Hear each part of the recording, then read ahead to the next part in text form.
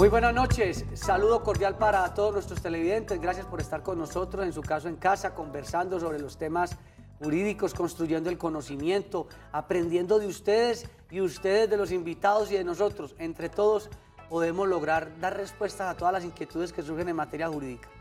Soy Juan Carlos Hurtado Ochoa, director y presentador de este espacio de información, espacio de conocimiento, como lo dijimos hace unos segundos, y seguimos hablando sobre la declaración de renta, porque la declaración de renta comenzó desde el 9 de agosto del 2018.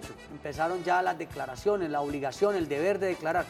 No declarar se puede convertir en un problema muy grave para cualquiera de nosotros.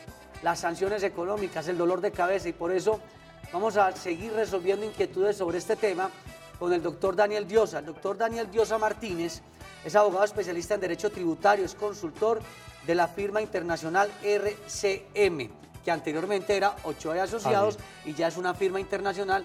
De vez en cuando es bueno recordarlo porque a veces los asocian nuevamente con la anterior firma, crecieron, mejor dicho. Exactamente, así es. Básicamente ampliamos nuestro portafolio, estando ya en 120 países, más de 800 oficinas a disposición de nuestros clientes y siempre con la misma calidad y esperando con los brazos abiertos a todos nuestros clientes que pretendan o quieran algún servicio de nosotros. Esa es la idea, seguir creciendo.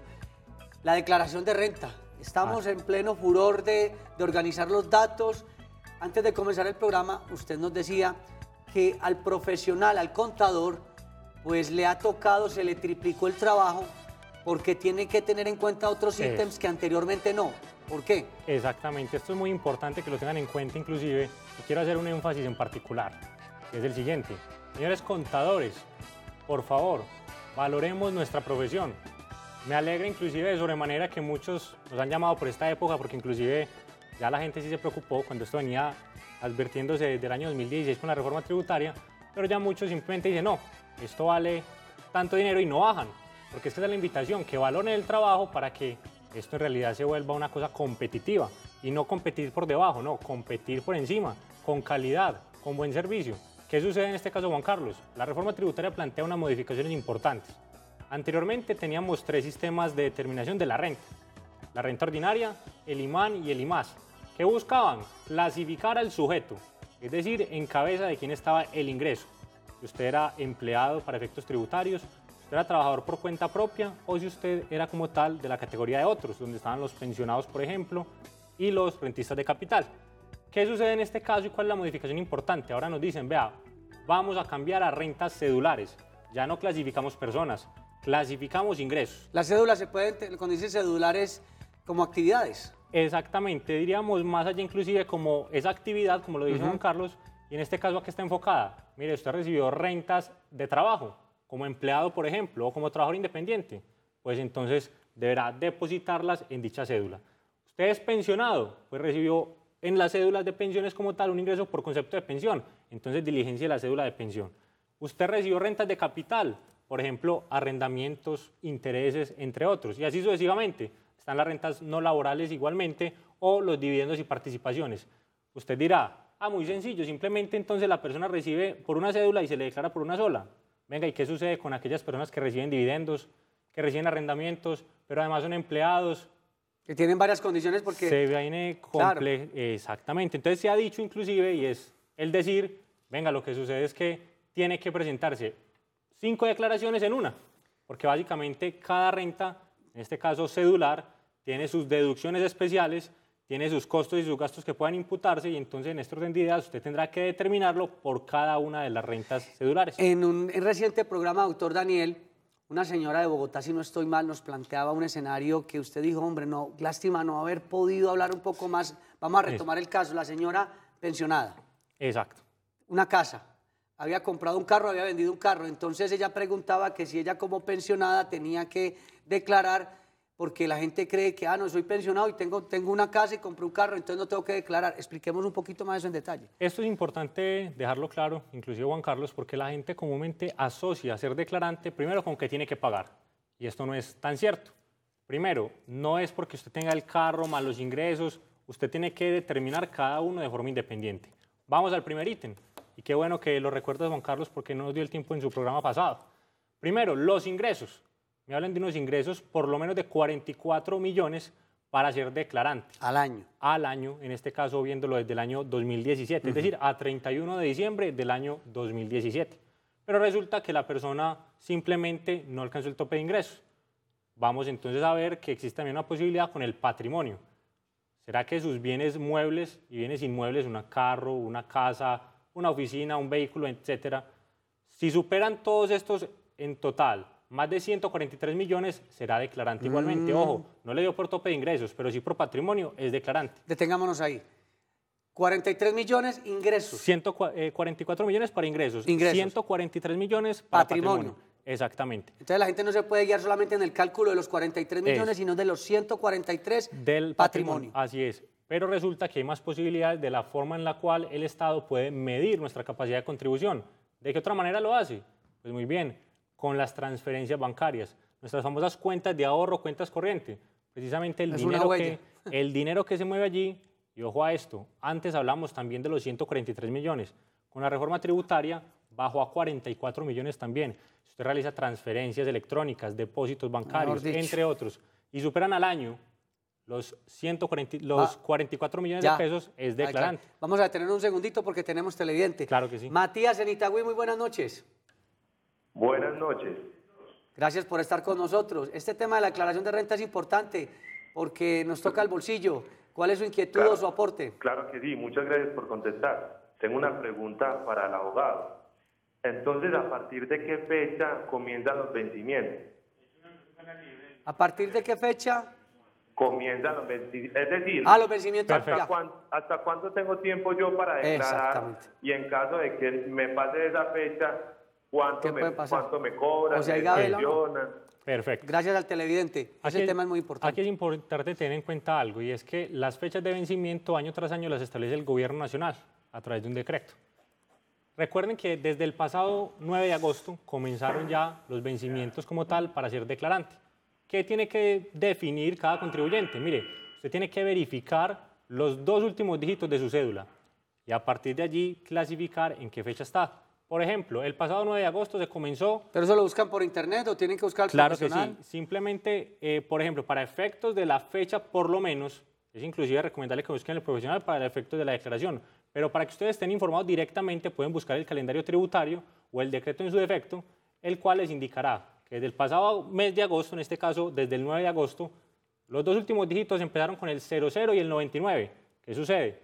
A partir de allí, día a día, 2 dígitos se van agotando. ¿La página de la DIAN va uno mirando? Puede mirarlo inclusive, entonces comenzamos en esa fecha 00 y 99, después 98 y 97, y así sucesivamente hasta llegar al mes de octubre, que finalizará entonces con el 01. ¿El cierre en octubre será qué día? El 19 de octubre, en este caso, para que lo tengan en cuenta. Ojo a esto, usted tiene que declarar en la fecha que le indique exactamente. No cuando quiera. Sus 2 últimos dígitos de la cédula. No que usted diga, no, como hay hasta octubre, entonces me voy a relajar y entonces en octubre declaro, no. Espere la sanción. Y viene entonces la otra pregunta que hacía nuestro televidente. ¿Qué sucede en este caso? Pues nada más y nada menos hablamos que la sanción mínima en este momento está cerca de 333.000 pesos, la mínima. ¿Qué sucede? Que, presidente, usted puede estar sujeto, por ejemplo, a una sanción de extemporaneidad que puede consistir en el 5% del valor del impuesto a cargo por cada mes o fracción de mes de retardo. Entonces, para que lo tengan en cuenta, para que no incurran en este tipo de sanciones, y porque recuerde, si la sanción a usted le da 50.000 pesos solamente por el 5% del impuesto a cargo, en materia tributaria colocará en todo caso la sanción mínima que corresponde a 10 VTs, cerca de 330.000 pesos en este caso. Mejor dicho, me pasé el día, ya voy perdiendo 330.000 como mínimo. Exactamente, así es. Pero definitivamente, usted también nos decía en programas anteriores, y es que no nos cansamos de repetir estos datos porque son importantes, que si el vehículo costó determinado precio en determinado año y el carro vale menos, hay que declararlo con el precio que costó. Exactamente. Y lo mismo con los inmuebles. Empecemos con los vehículos y con las casas y los apartamentos. Antes que nada, Juan Carlos, si me permites, terminando los 2 ítems que estamos hablando hace un momento, los 2 ítems finales son, ojo a esto, compras con tarjeta débito o crédito superiores a 44 millones de pesos también. Compras. Exactamente, que usted realice, la gente es feliz, que apúnteme en los puntos éxito, que apúnteme en los... Y hombre, eso finalmente es una forma de medir las compras. Y si usted realizó compras superiores a 44 millones de pesos igualmente, sea con tarjeta débito o crédito, es declarante. Finalmente, para terminar la pregunta... O sea que hay que ser hasta moderado para utilizar las tarjetas. Exactamente, así es, porque usted comprar o consumir con tarjeta débito o crédito más de 44 millones, igualmente es declarante. Es una especie de consumo. Finalmente, Juan Carlos, para ir con el tema de los vehículos y los inmuebles, la pregunta de nuestra televidente en programas pasados era precisamente que si ella era pensionada, entonces ¿qué sucedía allí? Dos cosas a tener en cuenta. Si ella superó el tope de los ingresos con la pensión, en este caso los 44 millones, tendrá que declarar efectivamente. Pero aquí tenemos un dato particular y es que el Estatuto Tributario dispone que el ingreso percibido por concepto de pensión es una renta exenta y en este caso la totalidad del ingreso no tributa. En este orden o sea que la mesada de esa señora... Entonces, ¿qué tendrá que no hacer? se Ojo a declara. esto. La gente dice comúnmente, no tiene que declarar. No, sí tiene que declarar, pero en este caso la totalidad del ingreso será una renta exenta. Para cerrar allí. Vamos entonces al caso de los vehículos y los inmuebles. Hombre, es un tema bastante cuestionado y se dice, por ejemplo, yo compré un vehículo en el año 2012, voy a declarar hoy en 2018 el año 2017, ¿cómo así que el vehículo me costó 120 millones? Hoy en día está costando 40 y yo tengo que declararlo por los 120. Pues déjenme decirles que efectivamente el Estatuto Tributario indica que los vehículos, en este caso, se declaran por el costo de adquisición. Hombre, pero es que sabiendo que yo estoy viendo el valor comercial ya está en 50, en este caso no aplica ese valor comercial porque efectivamente la norma nos dice el costo de adquisición. Pero ese error 120 debe millones. ser muy común, por lo menos... Bastante común. La gente es feliz fijándose en fase colda, en cuánto está el carro este año para declararlo. Por supuesto. Y no es así. Y vamos finalmente, Juan Carlos, al caso de los inmuebles, por Ahí ejemplo. de pronto hay mayores beneficios por el tema del predial, ¿o no? Exactamente. ¿Qué sucede? Con el inmueble tiene usted tres posibilidades. Uno es declararlo por el avalúo catastral. Exacto. Que en este caso será para todos los efectos el piso. Usted no puede ir más allá o más abajo, en este caso, del avalúo catastral. Dos, usted puede, si quiere y voluntariamente lo hace, declararlo por el valor comercial. Que es Pero más ahí alto.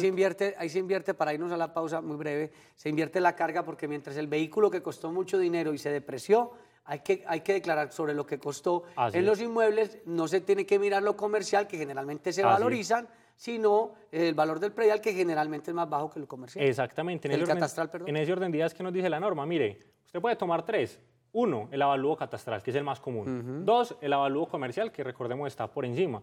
Pero toda persona, todo contribuyente tiene una posibilidad y es de solicitar un autoavalúo. Hombre, el valor comercial de su inmueble está en 150, pero usted dice, no, yo quiero que eso, creo y considero que eso son 250.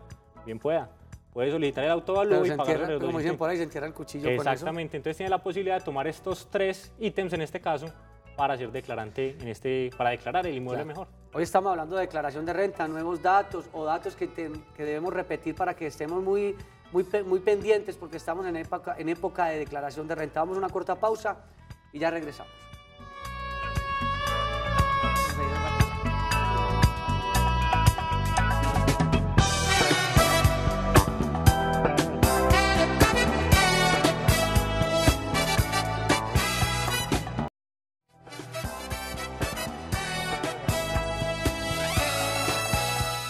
Aspectos importantes sobre la declaración de renta.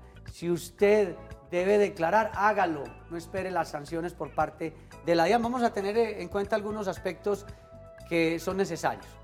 Desde el 9 de agosto del 2018 comenzaron los vencimientos de las declaraciones del impuesto de renta y complementarios de personas naturales. Aquellas personas que hayan obtenido ingresos superiores a los 44.603.000 pesos a 31 de diciembre del 2017 están obligados a presentar la declaración del impuesto de renta y complementarios, como lo dijo el doctor Daniel hace algunos minutos. Recuerde que si su patrimonio, ya esto es otro ítem, está compuesto por bienes muebles o inmuebles, tales como casa, oficina, vehículo, motocicleta, acciones, entre otros, y estos superan la suma de 143.366.000 pesos, deberá presentar la declaración de renta, también para tener en cuenta.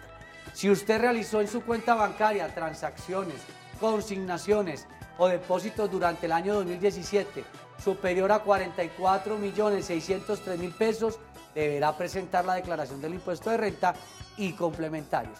Finalmente, recuerde que este año cambió la forma de presentar la declaración del impuesto de renta, toda vez que ahora hablamos de rentas cedulares y quedan eliminados los sistemas alternativos como el IMAN y el IMAS. Aspectos entonces para tener en cuenta. Mónica, desde Buenos Aires, muy buenas noches. Muy buenas noches. Gracias por estar con nosotros. ¿Cuál es su inquietud? Muchas gracias. Mira, es que muchas personas ahorita vienen diciendo que la forma de presentar la declaración de renta va a cambiar Entonces mi inquietud está relacionada a esta pregunta, pues, a estos comentarios que vienen haciendo las personas. Muchas gracias. Nosotros conversando con el doctor Daniel Dios antes de empezar el programa, que usted decía, hombre, es que el trabajo para los contadores se volvió muy riguroso, pero usted también decía que se facilitó la información por parte de la DIAN, pero se agudizó para el contador y el trabajo con los usuarios. Exactamente. ¿Qué sucede aquí, Juan Carlos? Dos cosas a tener en cuenta. La primera de ellas, efectivamente, digámoslo, se vuelve más complejo la forma de determinación de la renta. ¿Por qué? Como lo decíamos hace un momento, tiene que determinarse por 5 cédulas, dependiendo, eso sí, del ingreso de cada persona. Es personalísimo en este caso. Entonces, ¿qué sucede, Juan Carlos? Básicamente es una especie de realizar una declaración por cada tipo de renta. ¿Cuándo se complica? Cuando hay personas, como lo decíamos hace un momento, que tienen ingresos o rentas mejor laborales, otros que tienen provenientes, por ejemplo, de rentas de capital, intereses, arrendamientos, entre otros. Porque, ¿qué sucede? Cada una de estas rentas como tal, usted tendrá que imputarle unas rentas exentas, unas deducciones, entre otros. Allí entonces se complica más para el contador, forma en la cual, decía hace un momento, valoren su trabajo y a cobrar lo que vale efectivamente. 2, comentaba precisamente ahorita detrás de cámara Juan, el tema con la DIAN, porque efectivamente cambió un poco más, se vuelve más amigable, digámoslo así, la forma de diligenciar dicha declaración. Antes simplemente colocaban de plano allá la declaración y diligencia y todo eso. Hoy en día, digámoslo así, se hace por unas partes ya más amigables, hay más datos. Es más académica, te explica paso por paso, incluye esto, es más amigable finalmente el sistema, digámoslo así. Pero no menos compleja. Exactamente, porque finalmente este nuevo sistema lo que hace es que es más extensa la declaración, hay que poner mucho más cuidado con los límites de las exenciones, de las rentas exentas y demás, para poderla realizar de buena manera. Sin embargo, se le abona eso a la administración que finalmente, por lo menos, es un poco más amigable el sistema. O sea, los pensionados tienen que revisar qué ingresos tienen para saber si son declarantes o no. Usted mencionaba, repetimos, el patrimonio. Si el patrimonio suyo, casa, apartamento, lo que tenga, suma más de 143 millones, es declarante. Si recibió, gastó, compró más de 43 millones de pesos al año, es declarante. Exactamente. Y ojo, para que lo tengan en cuenta, recuerden, no estamos midiendo en este caso al pensionado como persona, sino por su ingreso. Porque resulta que hay pensionados que entonces tienen nada más y nada menos, reciben dividendos. Sí. Créanme que sucede todos los días. Son pensionados y reciben efectivamente su pensión, pero reciben 450 millones de pesos de dividendos al año. ¿Tienen otras actividades? No, como yo soy pensionado, entonces no tengo que declarar. No estamos viendo a la persona como tal y la calidad de pensionado, estamos viendo la calidad del ingreso. Efectivamente, por sus ingresos provenientes de esa pensión, recuerden que la norma lo limita a 1.000 VTs, 33 millones de pesos aproximadamente mensuales, por lo tanto, solo es por ese ingreso. Pero si el pensionado tiene otros ingresos, como es el caso, por ejemplo, de los dividendos, tendrá que tributar sobre esto, sea la tarifa del 5 o del 10%, dependiendo del tramo. Bueno, hay que prestarle atención a estos detalles que dice el doctor Daniel Diosa, porque la información es poder, y no tener la información es estar después enredado con sanción y con grandes dificultades. Entonces le toca, además del contador, buscar también abogado. Sandra, desde Castilla, muy buenas noches. Muy buenas noches. Tengo una pregunta. Claro que sí, bien pueda. Algo que me he cuestionado hace muchos días. Si me consignan dinero en la cuenta, pero no es para mí, sino que es para otra persona, ¿de todas formas debo declarar renta? Típico caso, muchas gracias. Completamente. Eso de, venga, yo voy a consignar, présteme en la cuenta. Porque no necesariamente que decían que el testaferro, no, es otro cuento. Estamos hablando del favor del familiar o del amigo. Eso, Juan Carlos, es de los mismos creadores de... Tenía 20 millones en una cuenta, pero necesitaba en la otra, necesito transferirlos. Es de los mismos creadores. ¿Qué sucede? Puede que efectivamente el dinero sea para otra persona. Sí, claro. Pero la norma es clara y dice simplemente movimientos financieros en su cuenta. ¿Quién es el titular de la cuenta? Juan, por ejemplo. Efectivamente, Juan movió en su cuenta más de 44 millones de pesos. Eso es un ítem. Recordemos que el Estado, el gobierno nacional como tal, tiene 3 formas de medir la capacidad económica de las personas. Los consumos, lo decíamos, compras con tarjeta de débito y crédito. 2, el patrimonio, bienes muebles e inmuebles. 3, los ingresos. En este caso, por ejemplo, como lo decía aquí Juan, mueve usted simplemente dentro de su patrimonio esa cuenta, ya tiene un ítem a favor para ser declarante de renta. ¿No le valdría a la DIAN decir, no, mire, es que este dinero no fue un ingreso? O sea, ahí no hay sentimiento, mejor dicho, no hay sentido común. Y eso sucede por una razón, queridos televidentes y Juan Carlos. Sucede que en el derecho tributario nos regimos por un principio, y es el principio de legalidad. Única y exclusivamente nos interesa lo que esté plasmado en una ley. No hay corazón. La norma es clara y a partir de allí no hay excusa. No hay excusa. Ese es el decir. Por Dios, ¿no? Y en cierta forma, porque entonces, si no se volvería todo esto una informalidad, no, es que esta plata no era mía, esto era un favor que estaba haciendo y sería también muy complicado también para la administración financiera. Totalmente. O quienes tienen que ver con el tema financiero, pues organizar esto. Sobre esa propuesta que está sonando por ahí de también pagar 4 por 1000 para quienes paguemos en efectivo y ese tipo de cosas. O sea, pues eso sonó, pero no sabemos si va a ser, porque cuando el río suena, piedras trae. Finalmente es una propuesta que se tiene. Precisamente no podemos decir mentiras y es que lo que ha buscado el gobierno nacional es una especie de bancarización. Sucedió en su momento desde el año 2010, en este caso buscando efectivamente que todo se hiciera a través de canales virtuales, o perdón, financieros en este caso. Y como se decía, mire, si usted paga en efectivo, yo le desconozco costos, gastos, deducciones. Ahora, una propuesta, ojo a esto, es una mera propuesta, hasta el momento no ha salido nada oficial, es algo así como un simple comentario. Y es que efectivamente se propuso por algunos gremios que se colocara una especie de impuesto al pago en efectivo, caso en el cual se permitiera que llegue más dinero por bancarización y en ese orden de ideas tener más control. ¿Eso para qué es? Para que efectivamente se tenga más control por parte del Estado y sepa qué dinero está manejando cada persona. ¿Qué sucede? Que eso efectivamente va a incentivar mucho más la informalidad y por otro lado no desconozcamos algo, y es que esto tiene mucha relación con lo que se está pretendiendo. Ojo a esto, viene una próxima reforma tributaria, estamos a poco más de 4 meses aproximadamente para tener una nueva reforma tributaria. En este caso, recuerden, muy seguramente se ampliará la base gravable, es decir, más personas declarando con menores ingresos para que lo tengan en cuenta. Entonces, ¿esto qué genera? Mire, simplemente es para que el Estado controle.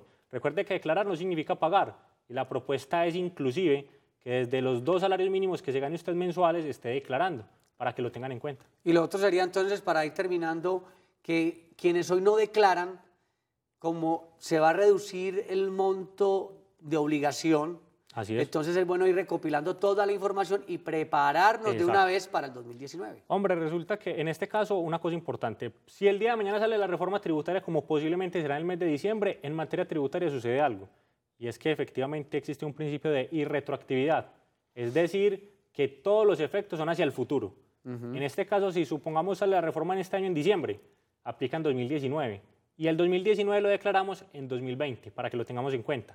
Pero ojo a esto, usted puede decir, venga, yo me salvé porque son 44 millones y yo tengo tan solo 35. Esté muy pendiente porque efectivamente puede que haya una ampliación en la base gravable y puede que usted quede incluido allí. O que pase sutilmente el tope. Exactamente, se espera inclusive, una de las propuestas es que desde 2 salarios mínimos, como se dijo, las personas sean declarantes, otros hablan de 1.900.000, 2 millones. Finalmente no sabremos nada definitivo hasta que no se presente efectivamente el proyecto de ley de la reforma tributaria. Doctor Daniel Diosa Martínez, gracias por ayudarnos a todos nosotros a hacer un poco más fácil el conocimiento de la declaración de renta, y vamos a estar siempre con esta pedagogía. Gracias por estar nuevamente con nosotros. Muchísimas gracias a ustedes por la invitación, siempre un gusto estar acá. Estuvo también con ustedes Juan Carlos Hurtado Ochoa en la dirección y presentación de este espacio informativo. No se vayan porque ya viene la emisión central de Teleantioquia Noticias, porque Teleantioquia te ven grande.